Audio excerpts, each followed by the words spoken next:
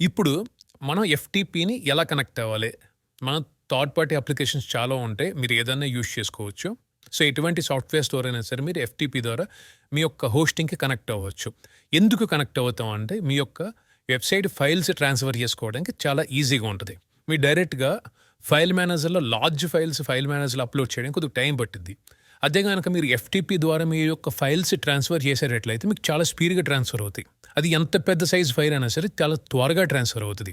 అందుకే ఎక్కువగా ఎఫ్‌టిపి ద్వారా ఫైల్స్ అనేవి ట్రాన్స్‌ఫర్ చేస్తూ ఉంటారు. అంటే మీరు కంట్రోల్ చేయొచ్చు కూడా. మొత్తం ఫైల్ మేనేజర్ యాక్సెస్ ఇవ్వకుండా పర్టిక్యులర్ ఫోల్డర్ వరకు కూడా, పర్టిక్యులర్ డొమైన్ ఫోల్డర్ వరకు కూడా మీరు కావాలంటే యాక్సెస్ ఇవ్వచ్చు. మీ యొక్క క్లయింట్స్‌కి లేదంటే ఎవరికన్నా కావాలంటే వాళ్ళకి యాక్సెస్ ఇవ్వచ్చు.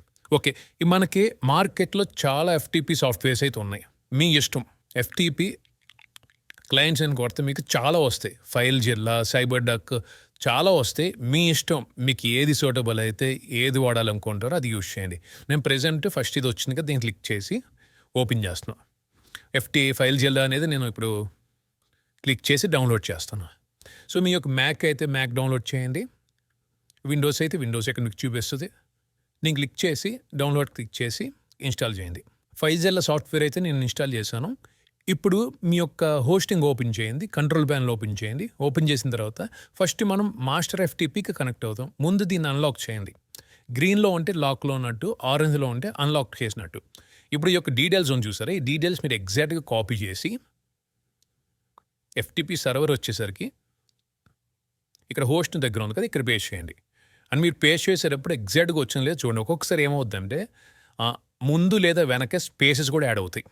అప్పుడేమైద్దంటే మనకు కనెక్ట్ అవ్వదు. మీరు కరెక్ట్‌గా చెక్ చేసుకోండి. అన్ని డీటెయిల్స్ మీరు కరెక్ట్‌గా ఎంటర్ చేసారో లేదో 2, 3 సార్లు క్రాస్ చెక్ చేసుకోండి.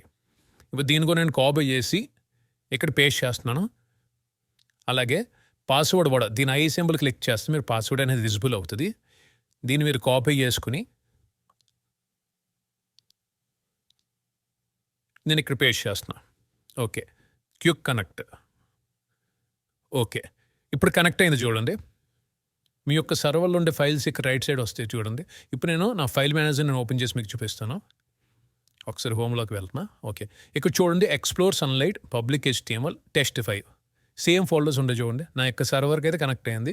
నేను పబ్లిక్ హెచ్‌టిఎంఎల్ ఓపెన్ చేస్తే దాని మీద 2 టైమ్స్ క్లిక్ చేస్తే దాంట్లో ఉండే ఫైల్స్ మీకు కింద కనబడుతున్నాయి చూడండి. ఇప్పుడేంటంటే మీ యొక్క సిస్టమ్‌లో ఉండే ఫైల్స్ సర్వర్‌కి మూవ్ చేసుకోవచ్చు. సర్వర్‌లో ఉండే ఫైల్స్ మీ యొక్క సిస్టమ్‌కి మూవ్ చేసుకోవచ్చు. ఈ యొక్క ఎఫ్‌టిపి ద్వారా చేయటం వల్ల ఏమవుతుందంటే త్వరగా ట్రాన్స్‌ఫర్ చేయొచ్చు లేదా త్వరగా మనం డౌన్‌లోడ్ చేసుకోవచ్చు. ఓకే. ఇప్పుడు నేను ఈ యొక్క టెస్ట్2 అనే ఫోల్డర్ ఉంది చూసారా? దీన్ని క్లిక్ చేస్తే మనకి దీనికి సంబంధించిన ఫైల్స్ అన్నీ వచ్చినాయి కదా! ఈ యొక్క ఫోల్డర్ నేను డౌన్‌లోడ్ చేద్దాం అనుకుంటున్నాను. అంటే ఇక డెస్క్‌టాప్ అని కనబడుతుంది కదా! ఈ యొక్క డెస్క్‌టాప్‌లోకి ఈ యొక్క ఫోల్డర్ నేను డౌన్‌లోడ్ చేద్దాం అనుకుంటున్నా. దీన్ని క్లిక్ చేసి డౌన్‌లోడ్ క్లిక్ చేస్తే ఆటోమేటిక్ కింద ప్రాసెస్ అనేవి రన్ అవుతుంది చూడండి. మీకు చాలా స్పీడ్‌గా అయిపోతాయి. ఇక్కడ మీకు టెస్ట్2 అనే ఫోల్డర్ కూడా క్రియేట్ అయింది చూడండి. డౌన్‌లోడ్ అయిపోద్ది. సో, చాలా ఫైల్స్ అయితే ఉన్నాయి. మీకు ప్రాసెస్ అర్థమైంది కదా! నేను ఈ యొక్క ప్రాసెస్ నేను క్యాన్సిల్ చేయాలంటే stop and remove all click చేస్తే ఆటోమేటిక్‌గా మీకు క్యాన్సిల్ అయిపోతాయి. మళ్ళీ క్లిక్ చేయండి. ఓకే. మొత్తం పోయినాయి. ఇంకొక 5 ఉన్నాయి. ఇలా వస్తూనే ఉన్నాయి. లేదంటే దీన్ని డైరెక్ట్‌గా ఇంటూ క్లిక్ చేస్తే ఆటోమేటిక్‌గా ఈ యొక్క ఆపరేషన్ అనేది క్యాన్సిల్ అవుతది. ఇప్పుడు నేను మొత్తం అన్నీ రిమూవ్ చేసేస్తాను. ఓకే. మీరు ఫోల్డర్ కన్నా జిప్ ఫైల్‌ని ట్రాన్స్‌ఫర్ చేయడం చాలా ఈజీ. అందుకే ఇప్పుడు నేనేం చేస్తానంటే ఇక్కడ టెస్టిఫైని కంప్రెస్ చేస్తా. ఒక జిప్ ఫైల్ కింద నేను క్రియేట్ చేస్తా. అప్పుడేంటంటే అన్ని ఫోల్డర్ కింద, అన్ని ఫైల్స్ కింద డివైడ్ అవ్వకుండా ఒకటే ఫైల్ కింద మనకి ఈజీగా డౌన్‌లోడ్ అవుతుంది. ఇప్పుడు నేను ఒకసారి ఏం చేస్తాను నాకు ఎఫ్‌టిపి సాఫ్ట్‌వేర్ ఓపెన్ చేసి ఒకసారి నేను రిఫ్రెష్ చేస్తా. ఇక్కడ దీన్ని క్లిక్ చేస్తే రిఫ్రెష్ అవుతది. ఓకే. ఇప్పుడు ఈ యొక్క టెస్ట్ ఫోల్డర్ నేను సెలెక్ట్ చేశాను కదా! ఇందులో ఉన్న జిప్ ఫైల్ వస్తది చూడండి. టెస్ట్‌లో రాదు. పబ్లిక్‌లో ఉంటది. పబ్లిక్‌లో ఇదిగోండి test2.zip వచ్చింది చూసారా?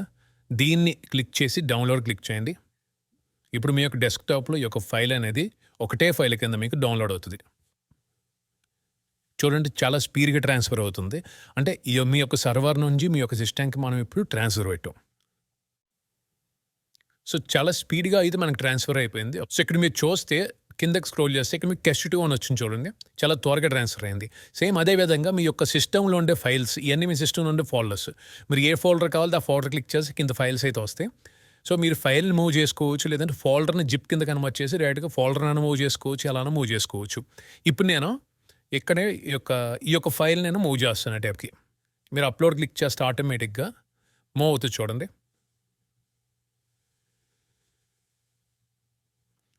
ఎక్కడికి మూవ్ అవుతుంది?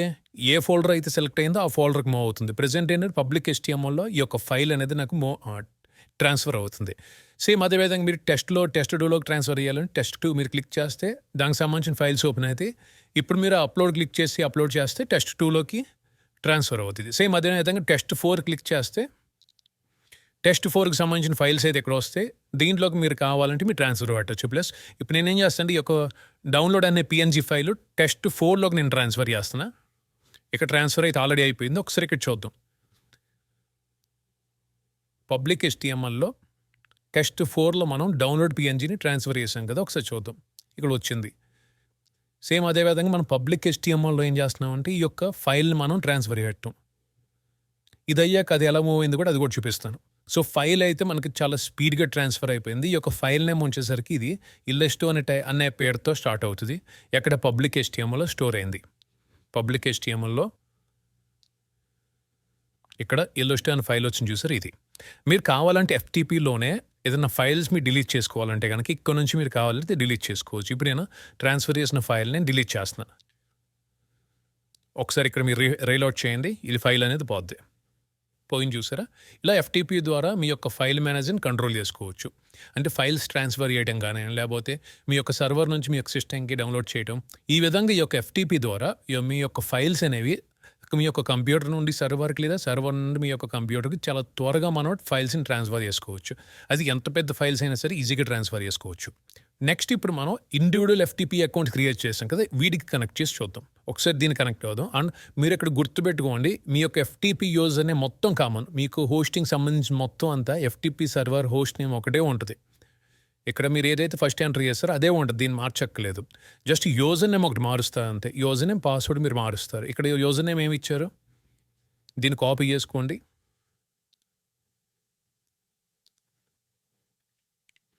ఇక్కడ మీరు పేస్ట్ చేయండి. అలాగే పాస్వర్డ్ కూడా మీరు ఇందాక ఏమి ఇచ్చారో ఆ పాస్వర్డ్ ఎంటర్ చేయండి. వన్స్ మీ డీటెయిల్స్ ఎంటర్ చేసిన తర్వాత కనెక్ట్ క్లిక్ చేయండి. ఇక్కడ మీకు కొన్ని ఆప్షన్స్ అయితే అడుగుతుంది. కొత్త ట్యాబ్లో కొత్త కనెక్షన్ ఎస్టాబ్లిష్ అవ్వాలి, లేకపోతే పాత్ క్లోజ్ చేసి అవ్వాలని చెప్పి అడుగుతుంది. పాత్ క్లోజ్ చేసి నేను ఫ్రెష్గా కనెక్ట్ చేయమని అడుగుతున్నా. ఓకే, ఇప్పుడు కనెక్ట్ అవుతుంది చూడండి. ఓకే, ఇప్పుడు మీరు చూస్తే ఓన్లీ పబ్లిక్లో ఉన్న ఫైల్స్ మాత్రమే కనబడుతున్నాయి. నేను ఓన్లీ పబ్లిక్ ఇచ్చాను కాబట్టి నాకు రూట్ యాక్సెస్ రాలేదు. మీరు గమనించారా? ఈ యాక్సెస్ రాలేదు. ఓన్లీ పబ్లిక్ వరకే వచ్చింది. ఎందుకంటే ఈ యొక్క FTP అకౌంట్కి నేను ఓన్లీ పబ్లిక్ మాత్రమే యాక్సెస్ ఇచ్చాను కాబట్టి ఈ యొక్క ఫోల్డర్ వరకే నాకు కనబడుతుంది. ఓకే, సేమ్ ఇప్పుడు దీన్ని కూడా నేను కనెక్ట్ చేస్తాను. దీనికైతే ఏకంగా పబ్లిక్లోని టెస్ట్ 2 ఫోల్డర్ వరకు ఇచ్చాను నేను. దీన్ని కాపీ చేస్తున్నా.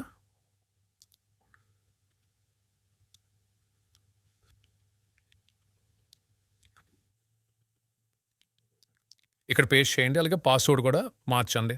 కనెక్ట్.